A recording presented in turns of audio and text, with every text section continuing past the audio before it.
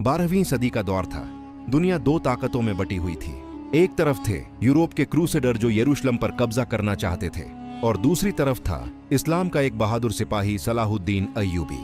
वो सिर्फ एक योद्धा नहीं था, बल्कि इंसाफ और रहम की मिसाल था। कहते हैं वो लड़ता भी था तो अल्लाह के नाम पर, और माफ भी करता था तो इंसानियत के लिए।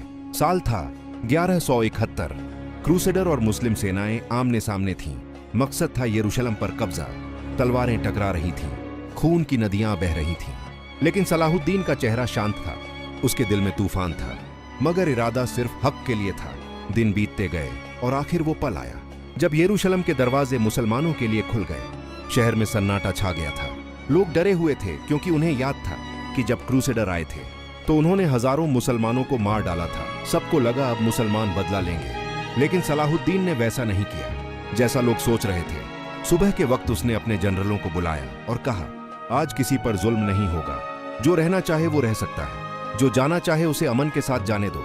ये सुनकर सब हैरान रह गए। जिस शहर में कभी मासूमों का खून बहा था, अब वहीं रहमत बरस रही थी। क्रूसेडर कमांडर बैलियन ऑफ एब्लिन सलाहुद्दीन के सामने आया। उसकी आंखों में डर था। उसने कहा, अगर आप चाहें तो हमें मार सकते हैं, पर हमारे औरतों बच्चों पर रहम करिए। सलाहुद्दीन कुछ पल खामोश रहा, फिर बोला, इस्लाम सिखाता है रहम वही करता है जो ताकत रखता है। उसने अपने सैनिकों को हुक्म दिया, हर औरत और बच्चे को सुरक्षित बाहर भेजो, किसी को हाथ मत लगाना। और फिर हजारों ईसाई और यहूदी लोग शहर से बाहर निकले। किसी के हाथ में बाइबल थी, किसी के कंधे पर बच्चा।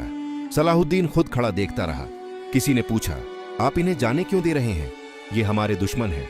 वो मुस्कुराया और बोला, अगर आज हम भी वही करें जो उन्होंने किया था, तो फर्क क्या रह जाएगा हम में और उनमें।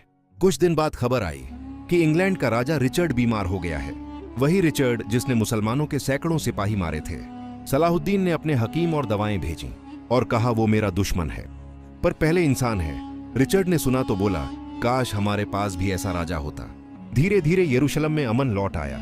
जहां कल तलवारें थीं, वहां बच्चे खेल रहे थे। जहां कल चीखें थीं, वहां अजान गूंज रही थी। और उस अजान में जैसे एक आवाज थी जो कह रही थी, रहम करने वाला ही असली विजेता होता है।